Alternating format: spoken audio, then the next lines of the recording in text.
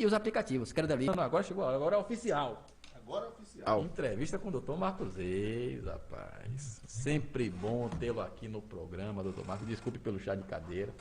Hoje o programa ao vivo é assim, a gente combina uma coisa e sai outra completamente diferente, né? Reclamação de ouvinte, né? O Todininha, trazendo inclusive informações pertinentes ao programa, tudo isso vai mudando a dinâmica, mas estamos nós aqui, doutor Marcos, para falar de política. Bom dia. Bom dia. Bom dia, Caio. Bom dia, Luciano. Bom dia, Chico Reis. Bom dia, Gomes. Sempre prazer, viu, estar aqui com vocês. Bom dia, Lagoinhas, os ouvintes. Mandar um abraço aqui para Duda dos Churros. Duda dos Churros, uma figura brilhante. Eu gosto muito dele. Alves, Coco do Encantado, Juninho, lá do Riacho da Guia. A nova liderança que surge aí em meio a esse cenário tumultuado. Muito tumultuado. Muito tumultuado. Bom, o ACM Neto vai estar aqui na sexta-feira para receber o título de cidadão alagoense. O senhor vai estar lá na Câmara? Eu não devo estar porque eu tenho um compromisso.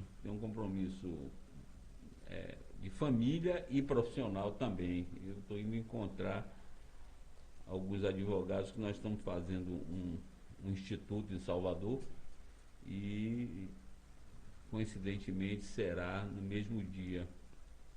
Eu não sei se consigo vir, mas eu queria assistir, não participar, assistir para ver, né, como é que vai ser a entrega desse título. É verdade, eu vou estar lá presente, eu vou estar lá escondidinho para os demistas não me verem. Botar mas não boné, tem como ficar escondido. Um bigode, entendeu? Porque dizem aí que eu sou persona não grata dentro do Democrata da União Brasil. Não sei por quê. Aliás, eu sou persona não grata dentro de tudo quanto é partido, né? O PT não quer me ver nem pelas costas, o Democrata.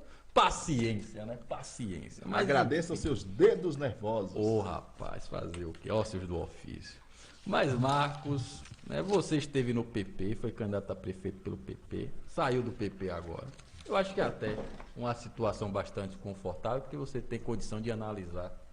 Eu acho que melhor o cenário político, estando de fora, né, partidariamente, mas não tem como não ficar ali envolto ainda as questões políticas, pelas relações pessoais que você vai conquistando ao longo do tempo, principalmente sua proximidade sabida, né, com o João Leão e as figuras do PP. Muito se pergunta sobre essa situação da saída do PP para o ACM Neto. Os prefeitos têm feito aí uma verdadeira rebelião, né?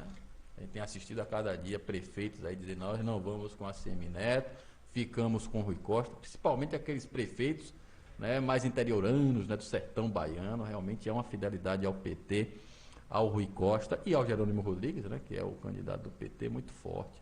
Como é que você vê essa situação? Foi uma situação de ato não combinado com a base? Foi uma situação afoito, né, no calor do momento? Realmente há uma perspectiva de virada no caso do partido e os componentes ficarem com o petismo? Como era seu sentimento dentro do PP com relação à figura, né, dessa tríade que era PSD, PT e PP? Caio, o PP tem uma grande missão: convencer os prefeitos e a base desse novo posicionamento político. Eu ainda não conversei com muita gente, eu tenho rodado o estado inteiro e tenho ido conversar com alguns companheiros, ex-companheiros também, e a gente, entre uma conversa profissional e uma conversa de família, a gente está falando em política. Vai ser difícil, apesar do PP ter um conjunto de deputados federais muito habilidosos. O Jabes também é um político habilidoso, é quem cuida dessa administração. Vai ter certamente as dificuldades, mas também se sabe que são muito habilidosos. O PP é muito habilidoso em tratar dessas questões políticas.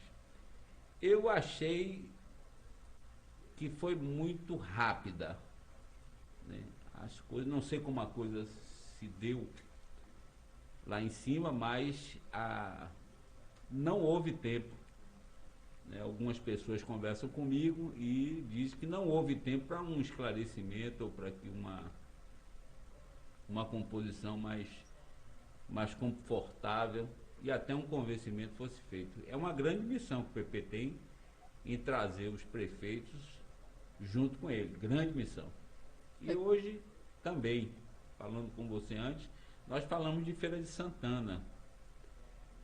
Jerônimo carrega crédito em Feira de Santana e o PT tem um trabalho muito presente na cidade de Feira de Santana. Então, há situações que só vão surgir de forma mais clara. Eu acredito lá que no final de maio, né, junho, as situações já comecem. Ainda não existe nada resolvido, não. Acho que o jogo está empatado aí. Mesmo as pesquisas dando 66% para o ACM Neto, 4%. O Jerônimo está atrás de João Roma, rapaz, na última pesquisa. João Roma vai ser, com certeza, pelo que eu vi no Baixo Sul, e vi em Feira de Santana, e também vi no Recôncavo, vai ter voto. Aqui em Alagoinhas também eu vejo os grupos bolsonaristas se articulando muito bem, estão fazendo uma política que eu acho que é importante. Estão conversando com as pessoas, com as famílias. Alagoinhas está acontecendo isso. Eu vi isso acontecer em Cruz das Almas. Tem uma relação forte com Cruz das Almas. Meu pai é filho de Cruz das Almas, tenho família em Cruz das Almas, Santo Antônio de Jesus também. E essa articulação que está sendo feita, ela vai ter resultados. Então vai embaralhar o jogo, né? Aí vai ter segundo turno provavelmente. Né? Eu estou acreditando, viu? A desenvoltura de João Roma, inclusive em Vitória da Conquista, tem sido boa. Eu conversei com a oposição dele lá. E o pessoal já está começando a se preocupar. Cruz das Almas também, Santo Antônio de Jesus, Camamu. Principalmente cidades turísticas, né, que tiveram um grande, eu diria, um grande trauma, né, com essa questão da Covid, né, teve um impacto econômico forte, muita gente passou necessidade mesmo, né, com esses fechamentos, lockdown na Bahia. Né, ali o sul do estado, aquela área ali, realmente ficou bastante complicada a situação daquele povo. Né? E o João Roma ali tem uma receptividade muito grande. Porto Seguro, dificilmente você não vai ouvir falar bem de João Roma, de Bolsonaro em Porto Seguro. Muito difícil você não ouvir uma ação feita pelo governo federal. Itabuna e Ilhéus, para mim, são duas grandes interrogações. É isso, Marcos, que o pessoal não entende, né? O pessoal fala, o Lula vai ganhar, o PT vai ganhar, o ACM Neto vai ganhar. As pessoas não entendem que, primeiro, a Bahia é um pequeno Brasil, né? O formato da Bahia se assemelha muito ao do Brasil. Exatamente. E cada região tem uma peculiaridade. A gente fala aqui do estado, mas se aplica também ao país. Então, em certas regiões, você vai ter uma predominância do PT. Em outras, você vai ter uma predominância do ACM Neto. No outro, você já vai ter uma predominância do bolsonarismo ou do João Roma.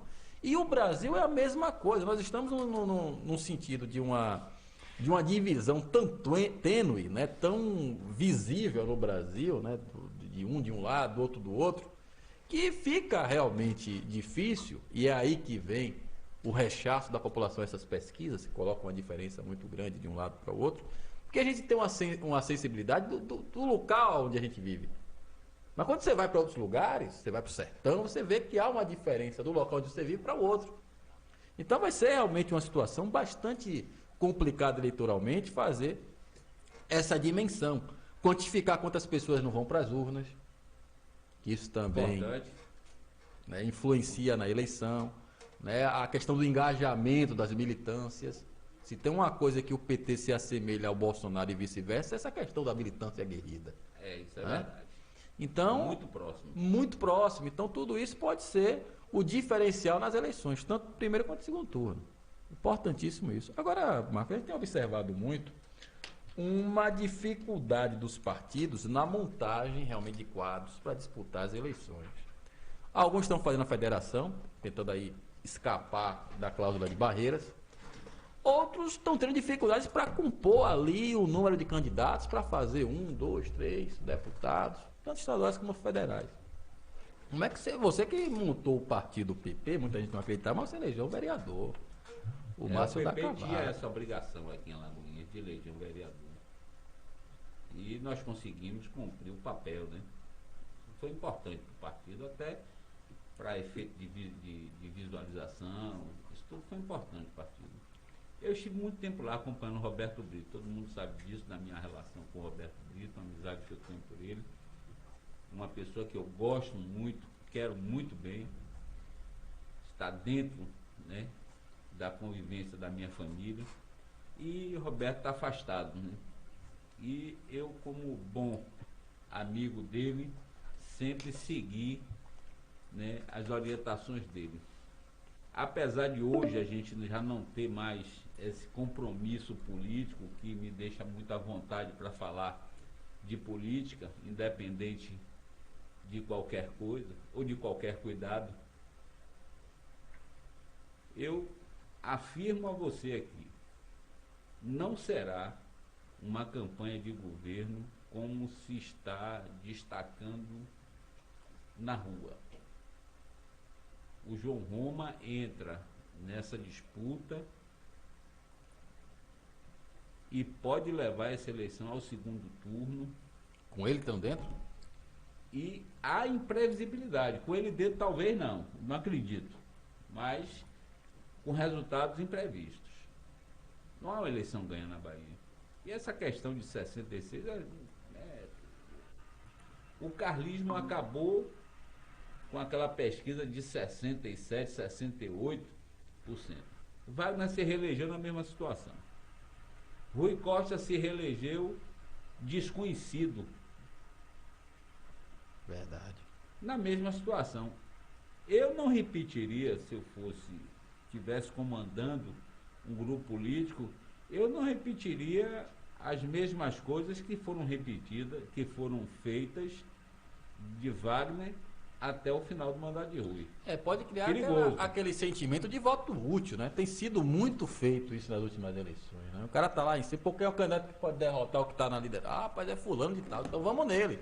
O Bolsonaro, impressionante, estava com 30, 32, quase vezes no primeiro turno. Quando o pessoal viu que o PT podia ganhar as eleições, 47, mas um pouquinho, o Bolsonaro era eleito presidente no primeiro turno. Acamado, sem falar. Né, numa cama de hospital. Então foi essa situação de você colocar realmente um candidato à frente, né, tem esse efeito reverso, pode gerar esse efeito reverso, como você fala, Marcos. Até porque existe uma dependência muito grande ainda de convencimento de alguns prefeitos. Né? Tem prefeitos ainda que não decidiram nada. Eu conheci vários que ainda não tomou posicionamento. Está olhando o cenário. Para ver o que é melhor. A vinda de Lula a Salvador tinha muitos prefeitos lá, muitos prefeitos. Eu não estava lá, mas quem estava lá me ligou empolgado, inclusive. Né? Até o ACM Neto tá com o Jerônimo fazendo L, rapaz, do Lula. Aquela foto, rapaz, a cara do Paulo Asa de assustado, você viu no fundo da foto. Foi o que me chamou a atenção, foi a cara de Paulo Asa. A mim também. Cara de susto, rapaz, uma cara de susto. Se tiver essa foto, vou colocar aqui no ar, Renato, pro pessoal acompanhar. A cara de Paulo Asa, a cara de susto. Quando ele viu a foto, acho que não falaram Paulo Asa, quando ele bateu o olho que viu a ACM abraçado com o Jerônimo com L assim, a cara de susto do Paulo Asa, disse, meu Deus, me lenhei. Eu coordenando essa campanha, que discurso eu vou fazer para defender Netinho. E aí o pau comeu, rapaz. O João Roma pegou isso aí, detonou, gente nas redes sociais, enfim. Chico Gomes, perguntas, questionamentos, comentários, fiquem à vontade.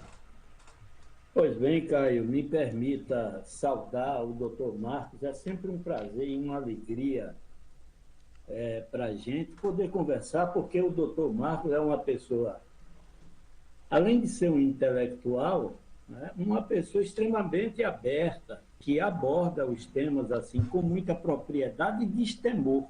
É uma característica dele que nós aprendemos e que nós conhecemos cedo, né? Essa sua capacidade também de liderança, que forma sempre novos políticos, né? E coloca todo esse arsenal que possui interiormente à disposição da comunidade, e nós agradecemos muito por isso. Agora, Caio, se você me permitir, se o ouvinte me permitir, se o doutor Marco me permitir, eu queria fazer uma digressão ao texto que nós estamos discutindo, porque talvez os ouvintes tenham percebido que eu fiquei meio mudo durante esse programa, pois é costume, durante o programa, eu ir lendo as notícias para poder formular minhas opiniões e perguntas. Sim. E me deparei aqui com um fato estampado na Gazeta do Povo, que me tira as palavras e me tira o ânimo de viver. E uma pessoa experiente como o doutor Marco, a gente aproveita também para saber a opinião, até, quem sabe, para buscar algum consolo. Doutor Marcos, o mundo vive atualmente um momento extremamente ruim, complicado, com os fatos que acontecem no leste europeu, a União Soviética trucidando o povo ucraniano, né? Usa todo o seu poderio bélico para amassar aquele povo. O mundo assiste, eu não digo impassível, porque a gente ouve aqui ou ali algum resmungo, mas, na verdade, não tenho visto assim uma ação decisiva para parar com esse massacre que acontece. E fico muito chocado com a reação de políticos brasileiros a isso. Então, houve um fato que eu gostaria de ouvir a opinião do senhor a esse respeito. Nós temos aqui a embaixatriz da Ucrânia no Brasil, a Fabiana Tronenko, acho que é esse o nome. Ela é brasileira, pertence à colônia ucraniana no Paraná e demonstrou sua indignação com uma fala do ex-presidente Lula a respeito da guerra. Isso aconteceu na Universidade Estadual do Rio de Janeiro, né? Lula disse que para obter a paz, existem vídeos também circulando já. Lula disse que para obter a paz, ele convocaria o Putin, o Zelensky e o Biden para tomar uma cerveja. Se fosse o caso, tomariam 2, 3, 4, 5, 6, todas as garrafas de cervejas existentes e, no final, chegariam à paz. Não sei se o pessoal recebeu isso como piada, né? O Lula não estava contando piada. A sua plateia delirou, aplaudiu, achou uma maravilha. Aí a embaixatriz Fabiana Tronenko fez um post nas redes sociais dizendo que achou horrível, em desrespeito à Ucrânia, que um assunto tão sério e lamentável como esse seja tratado dessa forma. Ela é casada com um diplomata de carreira ucraniano e ambos têm uma filha. Eles estavam na Ucrânia quando a guerra começou. Ele ficou para defender o seu país e ela retornou ao país, ao Brasil, desculpa. Num momento de dor como esse que o mundo vive, num momento em que a civilização deplora os seus conceitos mais nobres serem relegados pela ganância demonstrada, né, pela truculência com que se tenta resolver um caso como esse, onde a dor toma conta do mundo. A gente ouve de um ex-presidente da nossa República um comentário como esse, que me deixou extremamente indignado, e essa indignação se transforma em tristeza por saber que uma pessoa que tem sentimentos desse porte ainda quer retornar para dirigir o país, me deixa completamente desmotivado para a vida. E eu pergunto ao senhor, doutor Marcos, esse sentimento que eu tenho é algo assim que tem uma condução política, porque ele é do PT? Eu estou vendo o mundo errado apenas com as cores político-partidárias? Ou realmente, na sua opinião, isso é para indignar a humanidade? Bom dia. Bom dia, Gomes. Muito obrigado pelos elogios. Mas quando a gente separa geopolítica de diplomacia internacional, aí tem que se dar razão a Lula. Porque a questão da Ucrânia, na minha visão, ela não é uma questão gratuita. É uma estratégia geopolítica, é uma posição daquele país que ameaça A soberania da Rússia. a soberania da Rússia, não tenha dúvida disso, e uma questão econômica também. O que parece é que a Ucrânia foi usada, né? Como satélite dos Estados Unidos, a OTAN, né? Ou deixou ser usada Ou também. deixou ser usada. Aí é que a gente não sabe quais as razões, né, já que havia um acordo, já havia uma proibição da Rússia em ter a Ucrânia dentro da OTAN. Talvez os Estados Unidos, nesse momento, não tenha acreditado numa reação russa. Né? A Rússia veio de várias intervenções internacionais fracassadas. O Putin, dessa vez, não deixou por menos. Ele reagiu automaticamente a isso. A insistência talvez tenha causado todo o problema que nós estamos vivendo hoje. Então, quando se fala de diplomacia internacional, se trata das relações entre países, a relação Cortês, né, o sentido de colaboração mundial, né, de formação, né, de novos pensamentos, né, ao povo da terra. Mas quando se fala de geopolítica, se fala de outra coisa. Então, todo diplomata usa de uma forma equivocada a geopolítica como sendo uma parte, né, da sua condição de diplomata internacional. Eu vejo isso de uma forma fria. A guerra não faz bem a ninguém. Eu sou contra a guerra. Mas para que a Rússia tomasse um posicionamento tão forte como tomou, ela estava sendo ameaçada, e todo mundo sabe que a posição da Ucrânia, geograficamente, ela é ameaçadora, a Rússia. Inclusive a Rússia, ela naquela parte do país, ela não tem acesso ao mar. Então, o mar para ela ali é importante também, é estratégico. Se chega a muita coisa. É como se dissesse para Cuba, ou então os Estados Unidos, o México resolvesse colocar ali próximo dos Estados Unidos uma base russa. A reação seria imediata. O que está acontecendo na Ucrânia, na minha visão, é justamente isso. O Lula, quando ele quis falar, senta todo mundo, vamos tomar uma cerveja, ele quis, vamos sentar para conversar, para acertar essa situação, porque está fazendo mal para todo mundo. Nós estamos tendo reflexos aqui também no Brasil.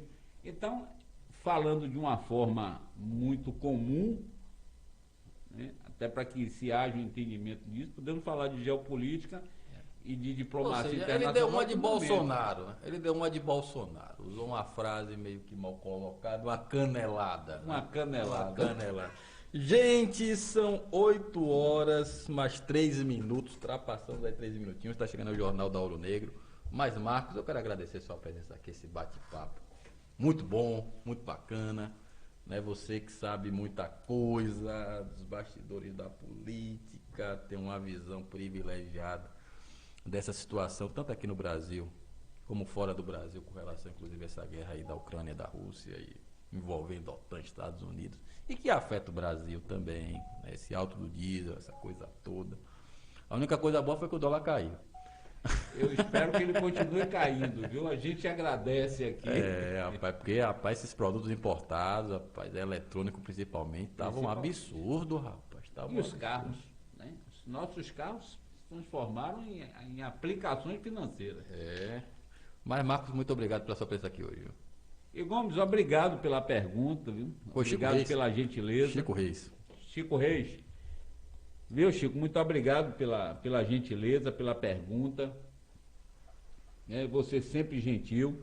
Aliás, esse programa tem um diferencial muito grande, né? Vocês tratam a notícia de uma forma verdadeira, vocês tratam do assunto com independência e estar aqui é sempre um prazer, viu? Sempre um prazer. Muito obrigado, cara. Muito obrigado, Luciano.